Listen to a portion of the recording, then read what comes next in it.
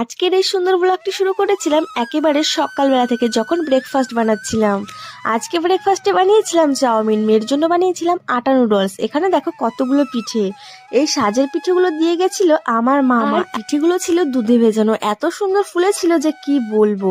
আমাদের breakfast complete, মেয়েকেও Maggi খাইয়ে দিয়েছি। আর যাবো হচ্ছে একটুখানি মালদা টাউনে, ওখানেই মেয়েকে ডাক্তার দেখাবো। বাইকে করে যাব, সেজন্য চাদর সোয়েটার ভালো করে নিয়ে নিয়েছি। ওই যে কোয়ার্টারগুলো দেখতে পাচ্ছ, এগুলো হচ্ছে বিএসএফ কোয়ার্টার। মালদা টাউনে যেতে নারায়ণপুর নামে একটা জায়গা পড়ে, সেখানে রয়েছে বিএসএফ ক্যাম্প। কত ভালো তাই না, সেখানে কোয়ার্টারগুলো রয়েছে। আমার মনে হয় যে আমাদের আর্মিদেরও যদি এখানে ইউনিট থাকতো, তাহলে মনে একটুখানি আশার আলো থাকতো যে আমাদের শহরে যদি পোস্টিং পড়তো।